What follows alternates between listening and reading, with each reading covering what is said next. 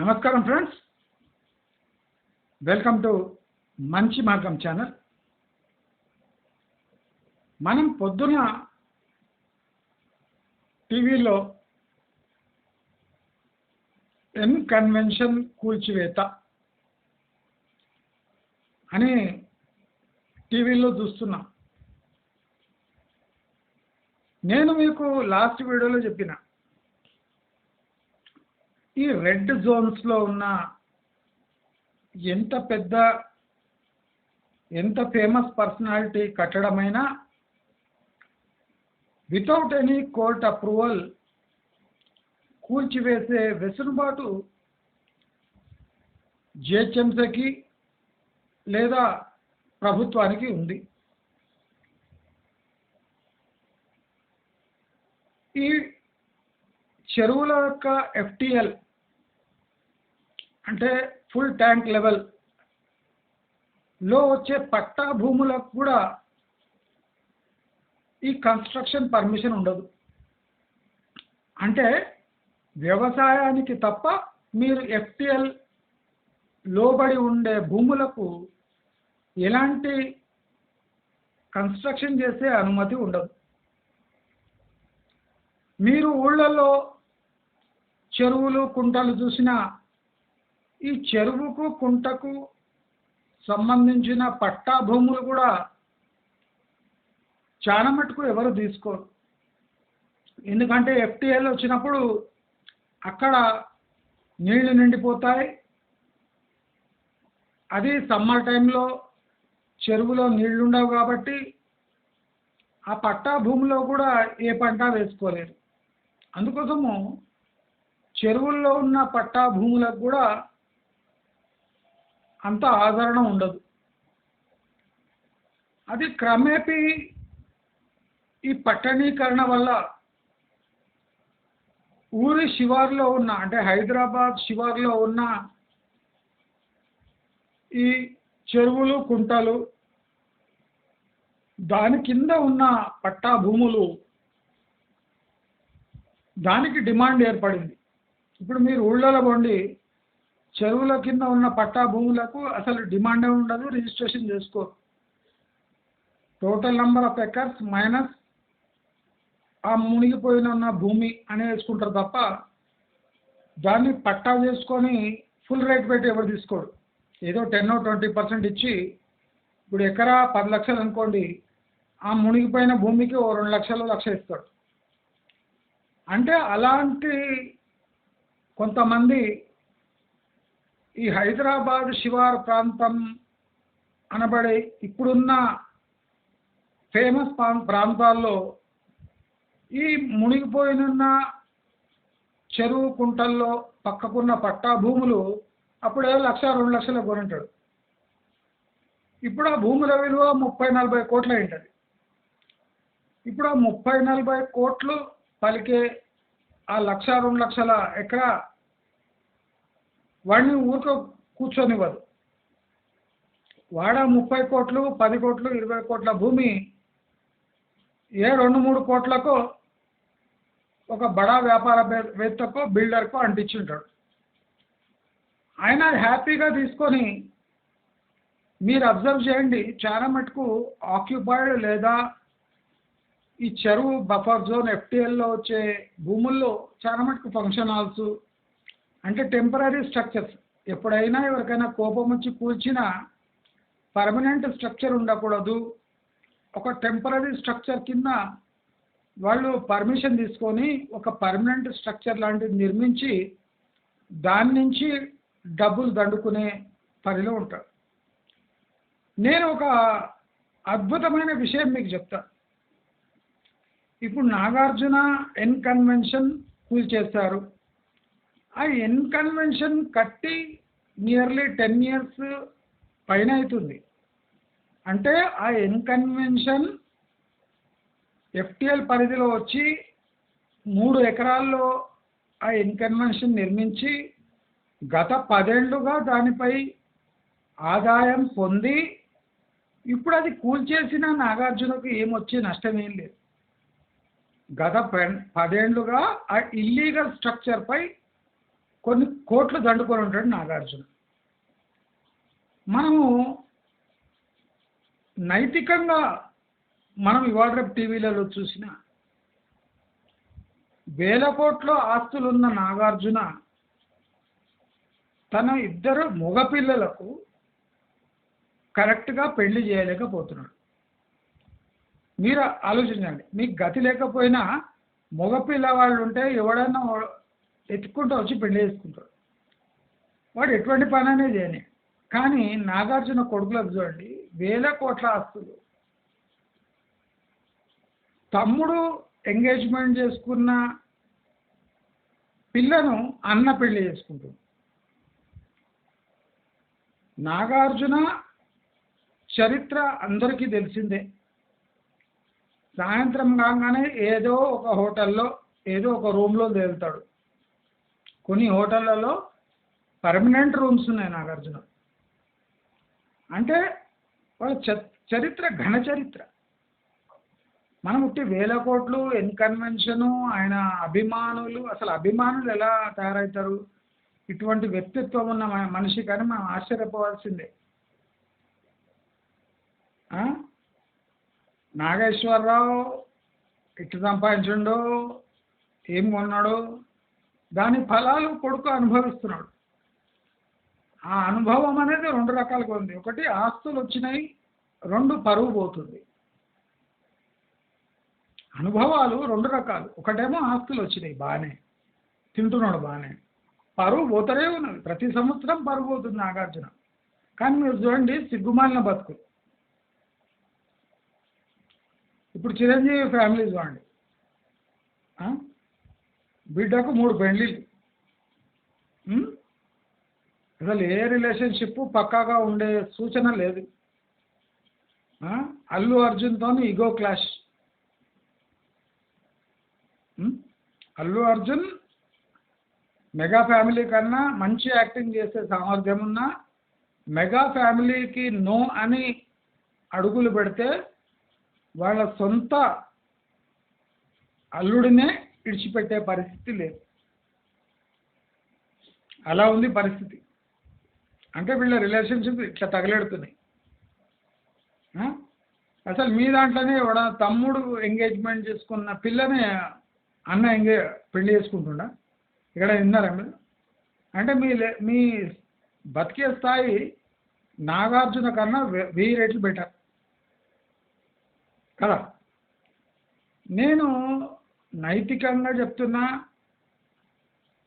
ఆర్థిక పరంగా, సామాజిక పరంగా మనం బయట కనిపించే పైపూతను చూసి మురిసిపోయే అవసరం లేదు. కొన్ని పైపూతలు అట్లుంటాయి, గట్టిగా ఉంటుంది ఏషియన్ పెయింట్స్లా. మనం ఆ పైపూత చూసి ఏషియన్ పెయింటే కదా లోపలంతా బాగుంటుంది అనుకోవడం తప్పు. లోపల ఫ్లై యాష్ బ్రిక్స్ వేసి కూడా బయట ఒక సిమెంట్ కొట్టి దానిపై ఏషియన్ పెయింట్స్ వేయచ్చు. అంత మాత్రాన ఏషియన్ పెయింట్స్ వేసిన మాత్రాన ఇల్లు దృఢమైనది అనుకోవడం మా తప్పు. మనం ఎప్పుడు ఆ పైన ఫోటోలు, నాగార్జున లైఫ్ స్టైల్ చూసి మనం మురిసిపోతుంటాం. ఏం లైఫ్ బతుకుతున్నాడు.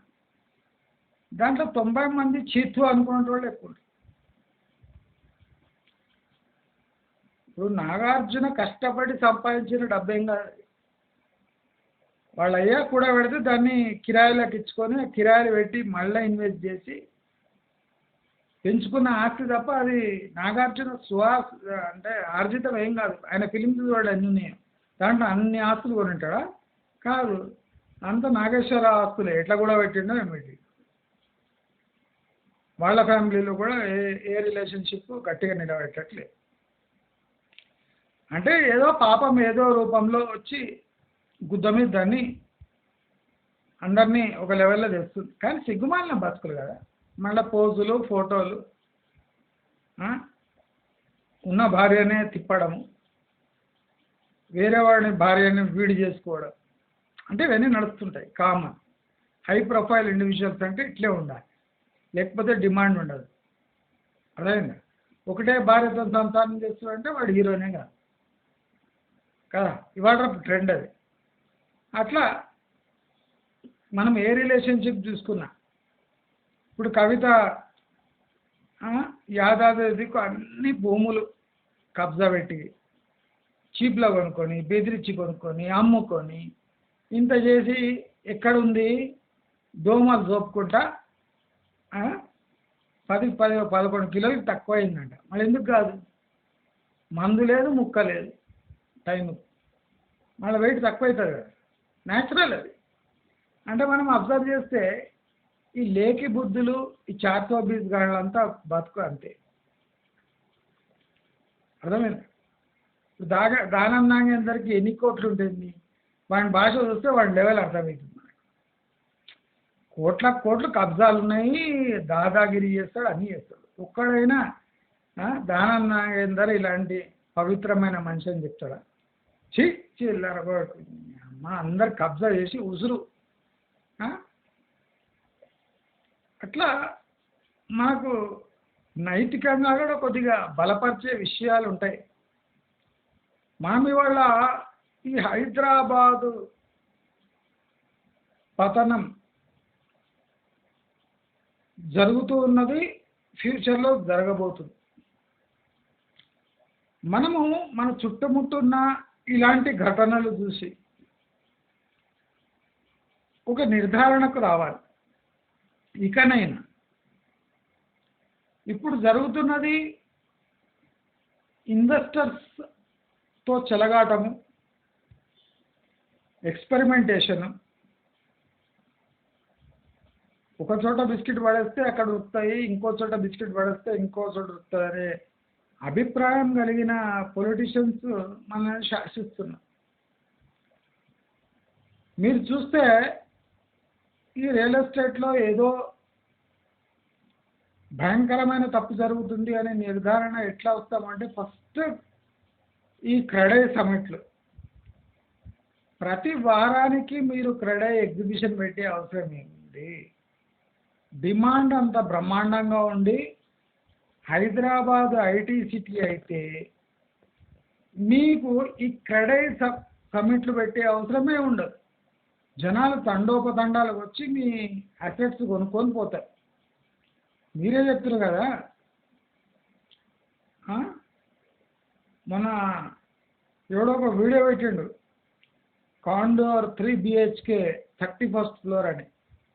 ఆ 31st ఫ్లోర్లో 1,65,00,000 అది ఫ్లాట్. ఎంత ఘోరంగా ఉందంటే రాజీవ్ స్వగృహ కూడా దానికైనా బెటర్గా ఉంటుంది. అంటే అంత చెత్తగా కట్టి ఫ్లోర్ల మీద ఫ్లోర్లు వేసి 1,65,00,000 మ్యాక్సిమం 20-25లో ఫినిష్ చేస్తాడు ఆ ఫ్లాట్ వాడు. అది కూడా కాదు, మీరు నమ్ముతారో లేదో 20 లక్షలు కూడా కాదు అటువంటి ఫ్లాట్. అది 1,65,00,000 అమ్ముతుంది. అంటే ఇలాంటి దోపిడీలు ఎందుకు చేయాల్సి వస్తుంది అంటే ఒక ఫ్లాట్ అమ్మితే 3 ఫ్లాట్ల పైసలు రావాలి. ఒక ఫ్లాట్ అమ్మితే 3 ఫ్లాట్ల పైసలు వచ్చి 3 ఫ్లాట్లు ఖాళీగా అట్లా ఉంచినా ఎవరికి తోచిన ప్రైస్లో వాళ్ళు అమ్ముకోవచ్చు. ఇది హైదరాబాద్ రియల్ ఎస్టేట్ యొక్క ఇప్పుడు రీసెంట్గా నడుస్తున్న తంతి. అదే కాకుండా మనము అసెట్స్ కొనొద్దు అనడానికి మనకు బలమైన కారణాలు బ్యాంకులు కనిపిస్తున్నాయి. అందరూ గత 7 ఏళ్లుగా రియల్ ఎస్టేట్లో ఇరుక్కుపోయిన డబ్బు బ్యాంకులో లేని డబ్బు, అంటే బ్యాంకులో డబ్బు లేని దానికి కారణం ఏమంటే లక్షలాది మంది భారతదేశం యావత్తు ఎస్పెషలీ తెలంగాణలో లక్షల కోట్లు రియల్ ఎస్టేట్లో ఇరుక్కుపోయినాయి. అవి బయటికి వెళ్తలేవు. రియల్ ఎస్టేట్లో లక్షల కోట్లు ఇరుక్కుపోయినాయి. దాని వాల్యూ తగ్గుతుంది తప్ప అది మార్కెట్లో వస్తలేదు ఆ డబ్బు. అంటే ఇది క్లియర్ కట్ సూచన. వాళ్ళు చెప్తున్నారు మీరు లోన్ డిస్బర్స్మెంట్ కన్నా తక్కువ డిపాజిట్స్ ఉన్నాయి ఎందుకు అని అడుగుతుంది. డిపాజిట్స్ ఎక్కువ ఉండాలి, లోన్లు తక్కువ ఉండాలి. కానీ లోన్లు ఎక్కువ ఉన్నాయి, డిపాజిట్స్ తక్కువ. ఎందుకంటే జనాలు బ్యాంకులో డబ్బు పెడతలేరు, 2 రియల్ ఎస్టేట్లో ఇరుక్కుపోయినారు. కొంతమంది మ్యూచువల్ ఫండ్స్లో ఇరుక్కపోయినరు, కొంతమంది షేర్స్లో ఇరుక్కపోయినరు. అంటే వివిధ రకమైన ఎక్కువ ఇంట్రెస్ట్ వచ్చే ఇన్స్ట్రుమెంట్స్లో అందరూ ఇరుక్కపోయినరు. కాబట్టి ఆ ఇరికిన డబ్బు మళ్ళీ బ్యాంక్ డిపాజిట్ రూపంలో ఎక్కువ ఇంట్రెస్ట్ వచ్చినా ఎవరు డిపాజిట్ చేస్తలేడు. బిలో 1 year డిపాజిట్ 7.5 ఇస్తుందంటే ఇది వింత. మనకు ఒక అంటే భారతదేశపు బ్యాంకింగ్ చరిత్రలోనే ఇది హైయెస్ట్ ఇంట్రెస్ట్ రేట్ 7.5 అంటే 7.3 అంటే. అదే బిలో 1 year డిపాజిట్స్ ఎవడని ఇస్తుండా? ఓన్లీ ఓల్డ్ ఏజ్ వాళ్లకు స్పెషల్ డిపాజిట్ డ్రైవ్ అని 7.25 ఇస్తుండే. ఇప్పుడు నార్మల్ ఎవరైనా బయటి వ్యక్తి వచ్చి 1 లక్ష రూపాయలు ఎఫ్డి పెడితే 333 days పెడితే 7.3 నుంచి 7.5 బ్యాంక్స్ ఇస్తున్నాయి, ఖాతా లేకపోయినా పర్వాలేదు. అంటే అలాంటి ఆఫర్లు చాలా రేరుగా ఉంటాయి. ఇప్పుడు ఈ ఆఫర్లలో డబ్బు పెట్టడానికి జనాల దగ్గర డబ్బులు లేదు. ఎందుకంటే వివిధ రూపాల్లో ఇన్వెస్ట్మెంట్లో ఎక్కువ ఇంట్రెస్ట్కి ఆశపడి ఇరుక్కుపోయిన వాళ్ళు లక్షల సంఖ్యలో ఉన్నారు. ఈ లక్షల సంఖ్యలో ఉన్న వాళ్ళు డిపాజిట్ చేయాలంటే వాళ్ళ దగ్గర డబ్బు లేదు. ఈ ఫ్రెష్గా శాలరీ వాళ్ళు డిపాజిట్ చేస్తారంటే శాలరీ వాళ్ళకి సరిపోతలేదు. వచ్చిన శాలరీ కూడా మళ్ళీ ఈఎంఐ రూపంలో చెల్లిస్తూనే ఉన్నారు. అంటే బ్యాంకులో డబ్బు నిలకడగా లేదు అని నేను లాస్ట్ 2-3 వీడియోస్లో చెప్పిన. అందుకోసమే ప్రాబ్లం వస్తుంది. బ్యాంకులో డబ్బు నిలుస్తలేదు, ఏదో ఒక రూపంలో తిరుగుతుంది. అంటే ఒక సన్నాసి వచ్చి తిరుగుతూనే బెటర్ కదా. మీకు తెలియదు ఎకనామిక్స్ అంటాడు సన్నాసి గాడిది వాడు ఇవ్వడు ఎట్లా పుట్టిండేమో కానీ అసలు ఏం తెలియకుండా బ్యాంకుల డబ్బు ఎన్ని రోజులు ఉంటే వాళ్ళకి యూస్ఫుల్. ఇదేం మార్వాడి వ్యాపారం కాదు, ఈ చేత్తో రాగానే ఈ చేత్తో వడ్డీకి ఇవ్వడానికి. అది బ్యాంకింగ్ సిస్టమ్, అది రెగ్యులేటెడ్ బాడీ. ఇది మార్వాడి వ్యాపారం కాదు. అంటే కొంతమంది సన్నాసులు అసలు ఎకనామిక్స్ అనే పదానికి అర్థం తెలియకుండా గాడిదల్లా కమెంట్ పెడుతూ ఉంటారు. బ్యాంకులో వచ్చి డబ్బు తిరుగుతుంటే చాలా లాభపడ్డా బ్యాంకులో. ఒకసారి అను ఆర్బీఐ దగ్గర పోయి అను చంప మీద వేసి ఒక్కటి ఇస్తాడు. ఎవరు చెప్పాడు బే నీకు మార్వాడి వ్యాపారం అనుకున్నావు బే అంటాడు. ఆర్బీఐ గవర్నర్ అంటాడు బే అంటాడు, నేను సాలే అంటాడు, లుచ్చే అంటాడు. ఎందుకంటే ఏవి తెలియదు ఈ సన్నాసులో రావడము, కమెంట్ చూడడము, ఏదో తనకు విచిత్రమైన ఐడియా దోచి ఉంటుంది అదే కమెంట్ పెట్టడం. మనీ గ్రో కావాలంటే రొటేషన్ ఉండే అవసరం లేదు, స్టెబిలిటీతో కూడా మనీ గ్రో అవుతుంది. మనీ కొంచెం వెయిట్ చేయాల్సి వస్తుంది. మనీ ఇమ్మీడియట్ రొటేషన్ కాదు, ఓసారి కొంచెంసారి వెయిట్ చేయాల్సి వస్తుంది. రైట్ టైంలో ఇన్వెస్ట్మెంట్ చేయాల్సి వస్తుంది, దానికి వెయిటింగ్ పీరియడ్ ఉంటుంది, దానికి స్టెబిలిటీ కావాలి. ఇది ఎకనామిక్స్ థియరీస్ రా, మీకు అర్థం కావు.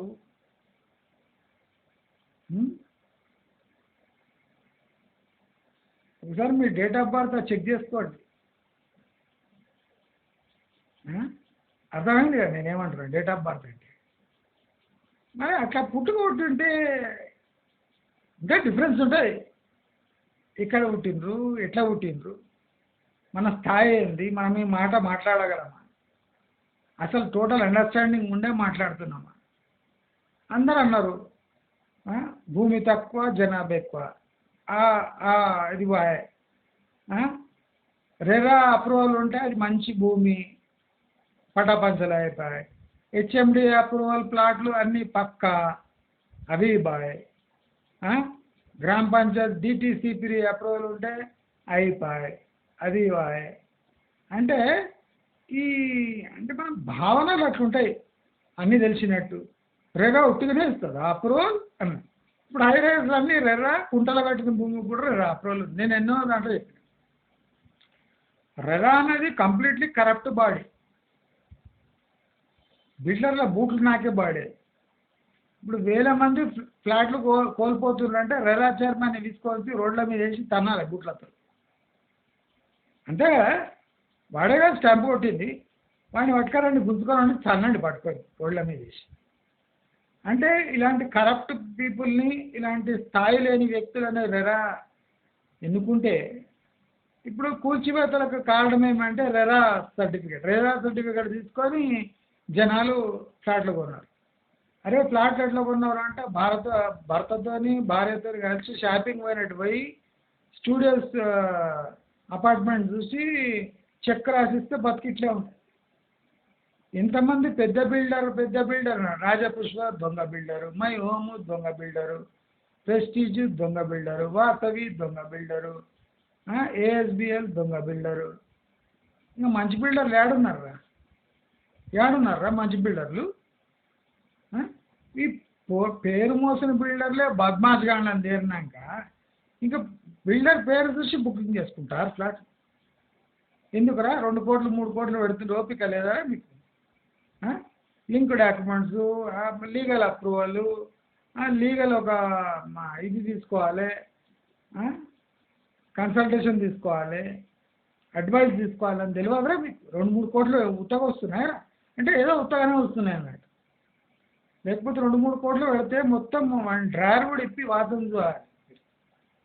ఇప్పుడు బిల్డర్ ఉంటాడు, బిల్డర్ ప్యాంట్ కూడా తీస్తే సరిపోదు ఇవాళ రేపు. బిల్డర్ ప్యాంట్ కూడా తీసి డ్రైవర్ కూడా తీసి చెక్ చేసి వాసన చూసినాకనే తీసుకోవాలి. అంతేగాని వచ్చినామా స్టూడియో అపార్ట్మెంట్ చూసినామా భార్య ముఖమే చూసినామా ఆ దొంగ ముట్ట దానికి ఏం తెలియదు ఇచ్చి అంటారు. బాగుంది డార్లింగ్ అంటారు. బాల్కనీ వ్యూ పచ్చగా ఉంది డార్లింగ్ అంటారు. అంటే అడవిలో కట్టింది అది తీసుకపోయి. ఈ పడపకు తెలియదు. పచ్చగా ఉందంటే సిటీ నుంచి దూరం ఉంది, పోయి రావడానికి 30 కిలోమీటర్లు ఉంటుందని ఈ పడపకు తెలియదు. బాగుంది డార్లింగ్, బాల్కనీ వ్యూ ఉంది, హై స్పీడ్ లిఫ్ట్లు ఉన్నాయి, 40 ఫ్లేవర్లు ఉంటే హై స్పీడ్ లిఫ్ట్ ఉంటుంది, స్విమ్మింగ్ పూల్ ఉంటుంది. మొన్న ఎవరు చూసినా నేను ఏదో కొంపాలే దిక్కు ఒక గేటెడ్ కమ్యూనిటీ, అక్కడ స్విమ్మింగ్ పూల్ ఉంది, అది గ్రీన్ గా మారిపోయింది. అంటే పాచి పట్టిపోయినాయి నీళ్ళు. అంటే ఎవడో స్విమ్మింగ్ పూల్లో దిగలేపడరు, దిగడు కూడా. మనం జూకు పోయినప్పుడు ఆ ఎన్క్లోజర్లలో పసుపచ్చ అంటుందా గ్రీన్ కలర్ పచ్చ నీళ్ళు ఉంటాయి. ఎందుకంటే అవి క్లీన్ చేసి చాలా రోజులు ఉంటాయి. చూసారా లేదా మీరు? జూలలో పోండి, బబూన్ ఎన్క్లోజరు, టైగర్ ఎన్క్లోజరు, బేర్ ఎన్క్లోజర్, బయట నీళ్ళు ఉంటాయి, ఇవి గ్రీన్ కలర్ ఉంటాయి, పాచిపట్టి ఉంటాయి. సేమ్ అట్లనే స్విమ్మింగ్ పూల్ అట్లా ఉంది. ఒక 2-3 వేల మంది గేటెడ్ కమ్యూనిటీలో ఒక చిన్న టబ్ లాంటి స్విమ్మింగ్ పూల్ ఉంది, అది పాచిపట్టింది. అన్ని ఫెసిలిటీస్ ఉన్నాయి అంటాడు. ఏం చెప్తామ్మా వీతండవాదం చేస్తాడు హౌలాగండ్లకు? ఏం చెప్పలేము. ఇప్పుడు నేను చెప్తూనే ఉన్నా 4 ఏళ్ల వరకు ఎట్లాంటి ప్రాపర్టీస్ కొనకండి అంటే మళ్ళీ కింద కమెంట్లు ఎక్కడ కొనాలి, ఎక్కడ కొనమంటారు. ఏమంత దురద వస్తుందా? లోపల చీమలు ఏమైనా చేరినాయా, కొట్టుతున్నాయా, ఇమీడియట్లీ ఇప్పేయాలనా? పెట్టుకోండి. ఎందుకు ఇప్పుతున్నా?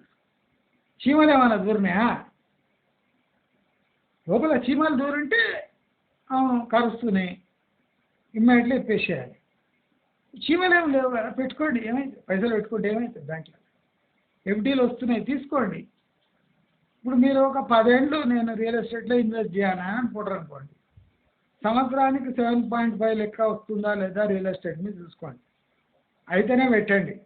మీకు భరోసా లేదనుకోండి, ఇయర్లీ 7.5 వస్తుంది, అన్నీ మూసుకొని అక్కడ డిపాజిట్లో పెట్టుకోండి. మీకు అయ్యే నష్టం ఏంటి?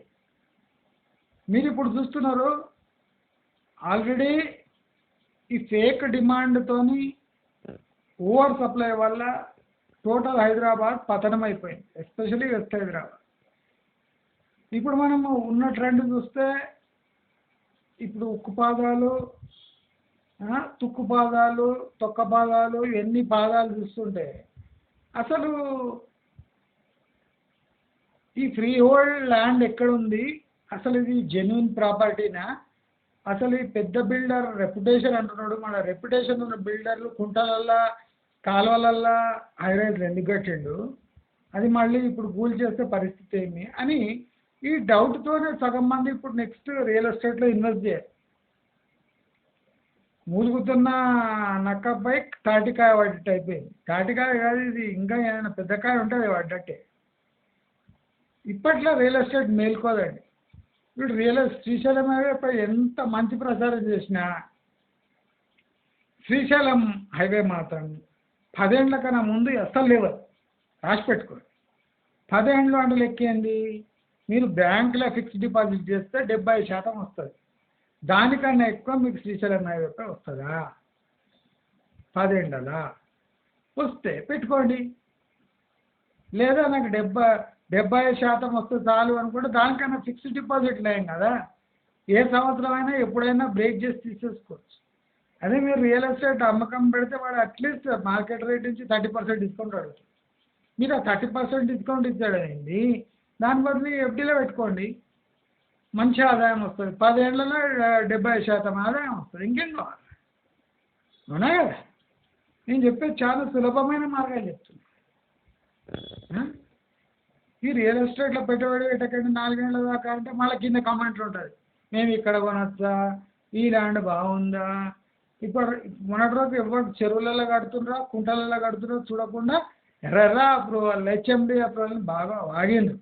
నేను చెప్తుంటే నన్నే తిట్టిండ్రు ఉల్టా. ఏదో తెలిసిన బడపల్లా. ఈ బడపలకి ఏం తెలియదు. బడపలు అంటున్నా ఏమనుకోకండి, బడపలే సరే గంటలకు ఏం తెలియదు, పాడు చేయదు. కమెంట్లో పెట్టాడురా అంటే రెరా అప్రూవల్ ఉంది, హెచ్ఎండి ఉట్టినే అప్రూవల్ ఇస్తుందా అని కొంతమంది. ఇట్లా ఇచ్చిందిరా అప్రూవల్ మడరా కుంటలల్లా, ఇంకా బావిలలో ఇవ్వలే. రేపు బావులలో పెద్ద పెద్ద బావులు ఉంటాయి కదా, బావులలో కూడా ఒక అపార్ట్మెంట్ కడతాడు హైరైజ్. బావి ఉంటాయి కదరా అంటే బావి ఉంటే నాకేంది అంటాడు. ఇంకా కింద బావి ఉంది బేస్మెంట్లో చూసుకోంటాడు. అంటే ఈ రెగ్యులేటెడ్ బాడీస్ ఎట్లా వర్క్ చేస్తాయి? బిల్డింగ్ అప్రూవల్స్ పుణ్యానికి వేస్తాడా? ఇవన్నీ మనం తెలుసుకోవాల్సిన విషయాలు.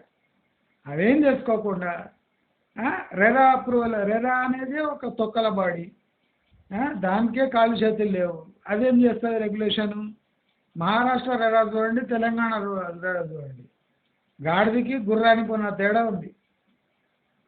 అంటే గుర్రం మన తెలంగాణ అనుకునేది కాదు, గుర్రం మహారాష్ట్ర. ఇంక మిగిలింది ఏంటి? అది మన తెలంగాణ. కరెక్టా? ఇప్పుడు మనం చూడండి, మనం ఎన్ని ఫేర్స్ పెట్టినా కానీ బడపలది మెయిన్ ఇది చూడండి. వాడ అంటే ఓపిక చూడండి. ఓపిక అంటే బ్లాక్ మనీ అని అడుగుతాం. ఇప్పుడు కూడా టోటల్ బిల్డింగ్ ఖాళీ ఉంటుంది. దాంట్లో ఏ ఫ్లోర్ ఖాళీ ఉందిరా అంటే 35th ఫ్లోర్ అంటాడు. కిందంతా 10-15 ఫ్లోర్స్ ఖాళీనే ఉంటాయి. అది అమ్మి సావచ్చు కదా. అది ఎప్పుడన్నా అమ్ముకోవచ్చు అని ఫస్ట్ పైన ఫ్లోర్లు ఖాళీ ఉన్నాయని చెప్తారు. అంటే టోటల్ రియల్ ఎస్టేట్ మొత్తము ఆ కొనేటోళ్ళు చెత్త ముండా కొడుకులనే లెక్కేసుకొని పబ్లిసిటీ ఇస్తారు. ఇప్పుడు చూడండి, ఎక్కడ చూసినా సోషల్ మీడియాలో అక్కడ ప్లాట్ల గురించి ఇదే గొడవ. వేరే ప్రోడక్ట్సే లేవు, మిక్సీలు లేవు, ఫ్రిడ్జ్లు లేవు, అవి కూడా యాడ్స్ రావంట. ఎక్కడ చూసినా డిటీసీపీ, హెచ్ఎండిఏ ప్లాట్లు లేదా ఫ్లాట్లు, విల్లాలు, హైరైజులు. ఒక్కొక్క హైరైజ్కి మెయింటెనెన్స్ 9,000, 6,000, 8,000, కొన్ని చోట్ల 12,000 ఉంది. ప్రీమియం లగ్జరీ దాంట్లో ఒక చోట 18,000 కూడా ఉంది మెయింటెనెన్స్ పర్ మంత్.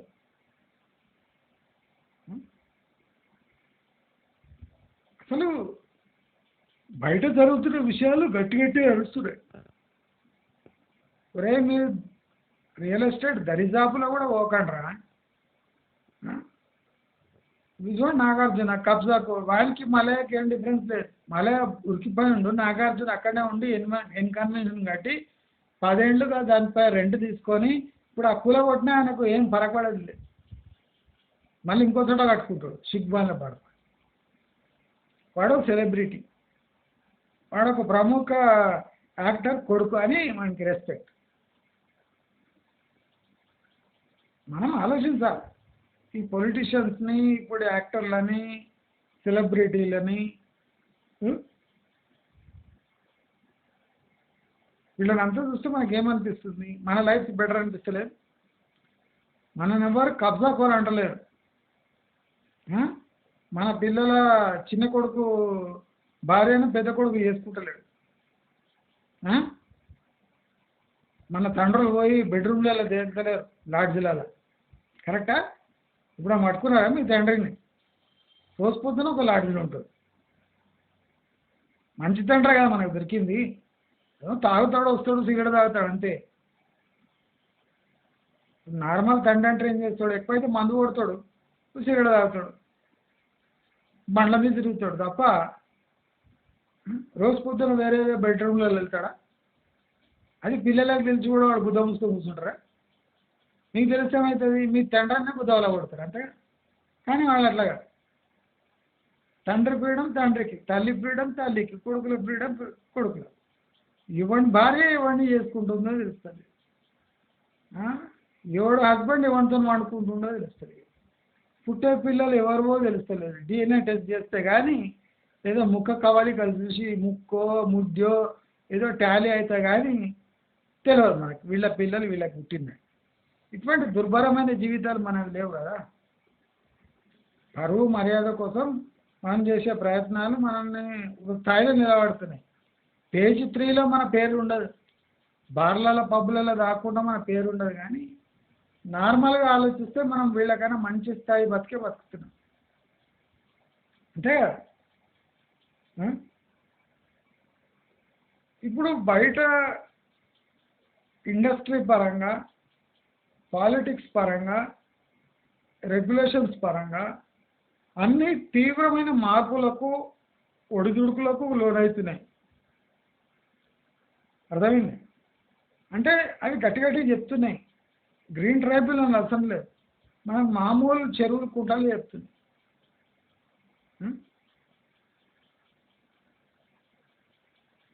కట్టినోనికి నష్టం,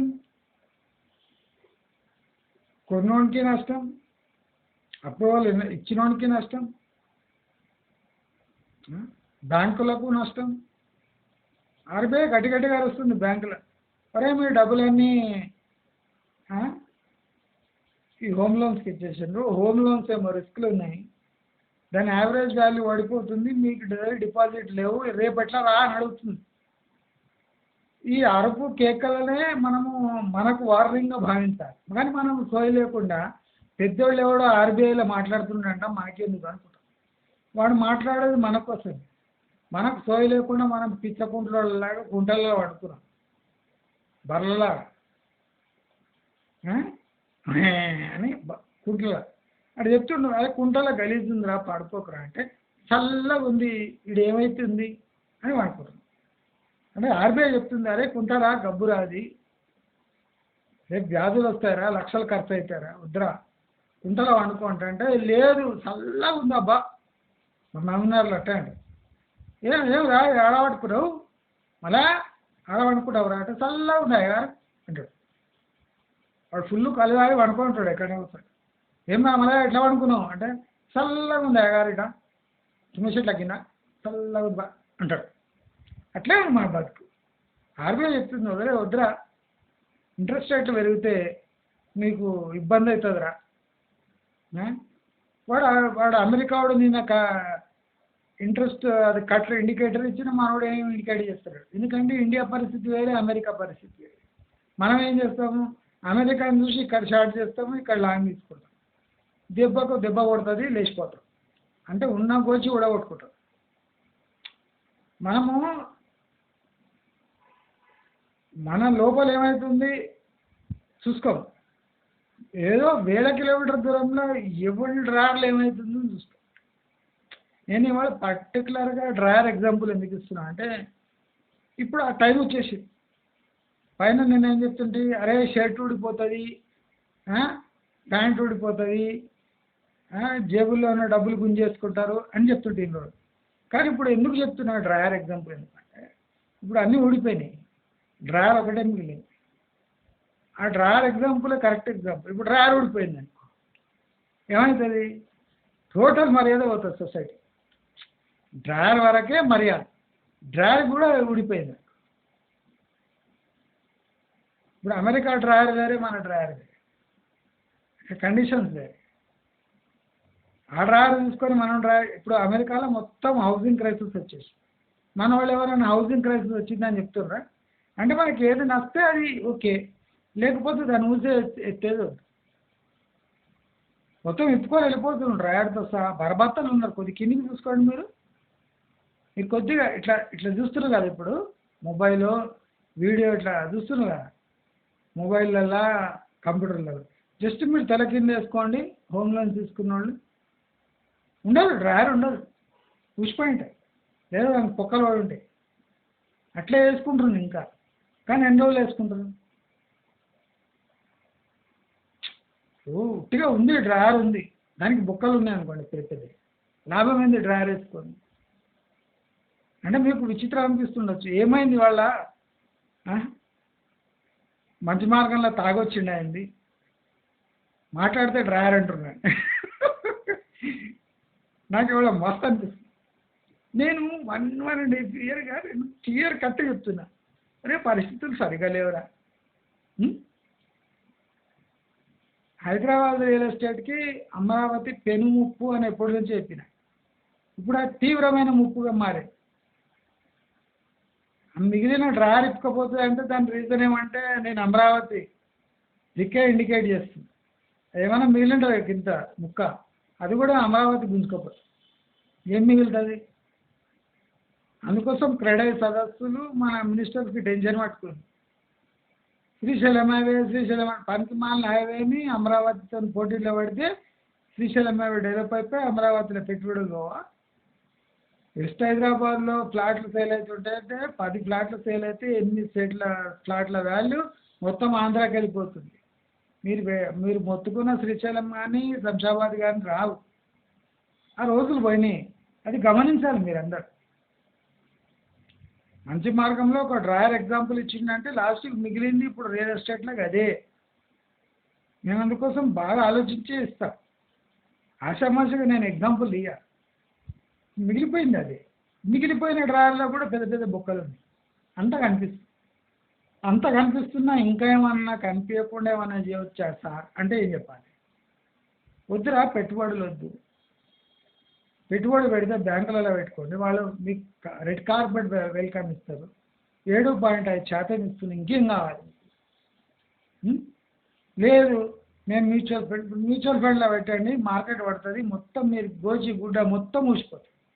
మళ్ళీ మ్యూచువల్ ఫండ్ నుంచి బయటకు పోయి రియల్ ఎస్టేట్ మొత్తం మార్చిపోయింది. రియల్ ఎస్టేట్ మార్చిపోయింది, మ్యూచువల్ ఫండ్స్లో తన్నిండ్రు, బయటకు పడ్డాము. ఎక్కడ పోవాలిరా అంటే మళ్ళీ బ్యాంకులేది. నేనేమంటున్నా అంటే టెంపరీ నేను చెప్పినా కదా, 1 year 2 year ఫిక్స్డ్ డిపాజిట్లో పెట్టుకోండి, మంచి టైం వస్తుంది. మంచి టైం వచ్చినప్పుడు మంచి మార్గంలో చెప్తా. ఇప్పుడు మంచి టైం లేదు, మీరు అడిగినా నేను ఏదో ఒకటి సలహా ఇస్తా. నేను అనుకోని ఇయ్యను, మీరు అందరూ మూసుకొని. ఇప్పుడు ఇండికేటర్స్ ఒక్క ఇండికేటర్ లేదు, వందలాది ఇండికేటర్లు ఉన్నాయి. హైదరాబాద్ ఇక లేవదే. Population shift, education institutions shift అంటే డిమాండ్ తక్కువ. ఎక్స్ప్రెస్ హైవేలు అవుతున్నాయంటే హైదరాబాద్కు బెంగళూరుకు పెద్ద డిస్టెన్స్ తక్కువైపోతే హైదరాబాద్ ఇంపార్టెన్స్ మిగలదు. ఎన్ని రోడ్లు ఎక్కువైతాయి అంత రోడ్ వల్ల మనకు ఆ భూమి యొక్క లొకేషన్ ప్రాముఖ్యత మిగలదు. ఇప్పుడు రింగ్ రోడ్ వల్ల కొన్ని ఏరియాలు ఎట్లా దగ్గరైపోయినాయో అట్లనే ఈ రోడ్స్ వల్ల కనెక్టివిటీ వల్ల భూముల ధర పెరగవు, ఒక్కోసారి పడిపోతాయి. ఎందుకంటే ఆ ఏరియా ప్రభావం అంత ఉండదు, అర్ధగంటలో ఆ ఏరియాలో చేరుకోవచ్చు. సో చీపర్ లొకేషన్స్లో ఇళ్ళు కట్టుకొని ఆ కమర్షియల్ లొకేషన్స్కి ఆఫీస్కి వచ్చిపోతాయి. సో కనెక్టివిటీ వల్ల భూముల ధరలు పెరుగుతాయనే థియరీ కూడా రాంగ్ థియరీ. అది మంచి మార్గంలో చెప్తారో అది మీరు మూసుకొని వినాలి. మీరు మూసుకొని వినకుండా ఓపెన్ పెట్టుకొని విన్నారనుకోండి, రేపు మీకు ఇటువంటి నష్టాలే వస్తాయి. నేను చాలా కూల్గా చెప్తున్నాను మీకు,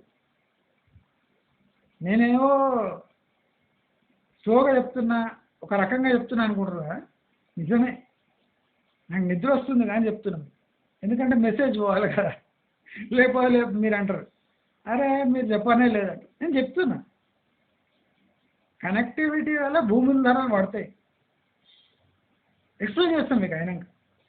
కనెక్టివిటీల వల్ల భూముల ధరలు ఎట్లా పడతాయి, ఎక్స్ప్రెస్ వే వల్ల ఒక సిటీ ప్రాముఖ్యత ఎట్లా తగ్గుతుంది, ఎక్స్ప్రెస్ వే వల్ల ఒక ఏరియా యొక్క అంటే ఇంపార్టెన్స్ పెరుగుతుంది తగ్గుతుంది. అది ఎలా? ఒక పెద్ద రోడ్డు ఏర్పడితే ఆ రోడ్డు గుండా డెవలప్మెంట్ ఏ రకంగా అవుతుంది? రోడ్డు వల్ల డెవలప్మెంట్ అవుతుందా? ఇండస్ట్రీ ఏ రకమైన ఇండస్ట్రీ వస్తే డెవలప్ అవుతుంది? ప్రభుత్వం పెట్టుబడుల వల్ల ఆ ఏరియాకి డిమాండ్ పెరుగుతుందా? ప్రైవేట్ పెట్టుబడుల వల్ల డిమాండ్ పెరుగుతుందా? రెండిట్లో వ్యత్యాసం ఏంటి? చూడండి, ఎంత నాకు నిద్ర వస్తున్నా ఎంత మంచి మంచి ఇష్యూస్ చెప్తారండి. ఇవన్నీ తెలుసుకోవాలి. అడ్డగోలుగా షాపింగ్ పోయి ఎగ్జిబిషన్లో పోయి మీరు ప్రాపర్టీ చూసే ఒక 2 సార్లు భార్యను వెంట పెట్టుకోపోకండి. నాకు మహిళలు అంటే ఏం చులకన భావం లేదు, కానీ వాళ్ళు సన్నాసులు. వాళ్ళు ఏమనుకోకండి, మహిళలు ఎవరు చూస్తుంటే కొంతమంది అప్పుడే ప్రొటెస్ట్ ఇస్తారు, నన్ను సన్నాసి అంటురా అంటే. అవును, నేను మంచి మార్గంలో ఏదైనా ఒక మాట అంటే కట్టుబడి ఉంటాను. మహిళలను సన్నాసులు అంట. నేనేమి ప్రాపర్టీ విషయంలో సన్నాసులు అంటున్నాను, కిచెన్లో సన్నాసులు అంటలేదు. అక్కడ కూడా సన్నాసులే ఉన్నారు మీరు, నేను లేదంటలే. స్విగ్గీ జొమాటో ఆడవాళ్ళు, కర్రీ పాయింట్ ఆడవాళ్ళు, వీళ్ళంతా సన్నాసులే. షాపింగ్లో మహిళలు సన్నాసులే. అంటే కొన్ని రంగాలలో మహిళలు మెరుగ్గా ఉన్నారు, పురుషుల కన్నా మెరుగ్గా ఉన్నారు కొన్ని రంగాలు. ఫ్యామిలీ విషయం మహిళలు పురుషుల కన్నా మెరుగ్గా ఉన్నారు. ఈ ప్రేమ విషయం, నైతికత విషయంలో కొద్దిగా మహిళలు పురుషుల కన్నా చాలా బెటర్గా. కానీ మిగతా విషయంలో రియల్ ఎస్టేటు, పెట్టుబడులు, ఇవి అవి షాపింగు, మహిళలు అంత సన్నాసులు ఇంకోళ్ళు. కట్టుబడి ఉంటాను, నేను ఏం చెప్పినా కట్టుబడి ఉంటాను. అంటే కాంప్రమైజ్ ఉండదు. మమ్మల్ని అన్నారా అంటే ప్రూవ్ కూడా చేశారు. ప్రూవ్ చేసినాక ఉన్న పరుగు పోతుంది. దానికన్నా ఏమనకుండా మిమ్మల్ని మీరు ఒకసారి విశ్లేషించుకుంటే, అంటే పురుషుడు రైట్ డిసిషన్ తీసుకుంటారా అంటే అది కూడా గ్యారెంటీ లేదు. లింగం ఉంటే పురుషుడు కాదు. ఇప్పుడు లింగం ఉన్నా పైన ఈ పెద్ద లింగానికి ఏమన్నా తెలిసి ఉండాలి కదా. అది లేదనుకోండి, ఎన్ని లింగాలు ఉంటాయి కింద. పురుషుడు అంటే ఒక లింగం, వాడికో 3 లింగాలు ఉన్నాయి, ఇది పని చేస్తలేదు, ఏం లాభం లింగం పెట్టుకొని. పురుషుడు అంటే లింగం కాదు, ఆ లింగంతో వచ్చిన సహజ తెలివితేటలు. అంటే ఇక్కడ ఉంది పెద్ద లింగం, ఇది ఎంత వర్క్ అవుతుంది, అది ముఖ్యం. నేను లింగ విమర్శ ఇవన్నీ చేస్తలేను. రియల్ ఎస్టేట్ పరంగా మహిళలు సన్నాసులు, వ్యసనాల పరంగా పురుషులు సన్నాసులు. ఇప్పుడు సరిపోయిందా? పురుషులు కూడా అనేసి. నైతికత విషయంలో పురుషులు సన్నాసులు. చల్లబడిందా?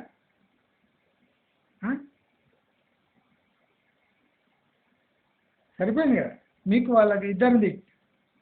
ఇప్పుడు చల్లబడ్డది. అందుకోసం ఏం చెప్తున్నా అంటే 4 ఏళ్ల వరకు మీరు పెద్ద ప్రయత్నం చేయకండి. ప్రతి ఒక్క indicator is tilting towards savings. ఆదాయం అంటే ఆదా చేసుకోండి, ఆదాయాన్ని పెంచుకోండి. ఆ పెంచిన ఆదాయాన్ని ఎలా సంరక్షించుకుంటారో అది రాబోయే 4 ఏళ్లలో ఉండే ట్రెండ్. ఇన్వెస్ట్మెంట్ చేస్తా,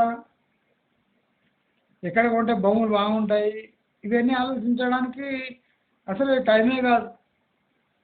ఆ టైం వచ్చినప్పుడు నేను మంచి మంచి ప్రాజెక్ట్ చెప్తాను, ఎక్కడెక్కడ ఇన్వెస్ట్ చేయాలి అప్పుడు చేయండి. అంతవరకు కొద్దిగా రిలాక్స్ ఉండండి. నాగార్జున కన్వెన్షన్ కూలిపోయింది. నేను చెప్పిన నిన్ననే వీడియోలో రెడ్ జోన్లు ఉన్నవి, ఫుల్ ట్యాంక్ లెవెల్ ఉన్నవి, ఇవన్నీ కూలిపోతాయి.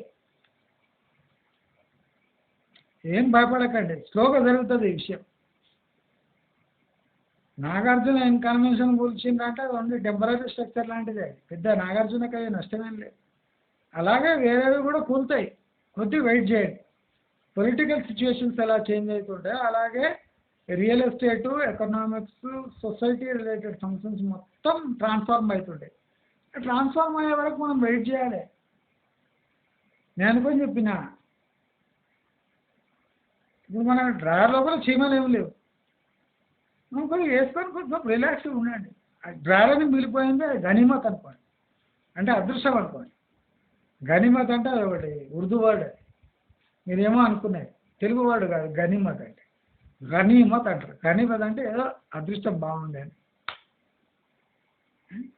అట్లా అదృష్టం బాగుండి డ్రాయర్లు మిగిలినాయి, అంటే చీమలు లేవు. వేసుకొని కొన్ని రోజులు చల్లగా ఉండండి. అది ఒకటి మిగిలిపోయింది.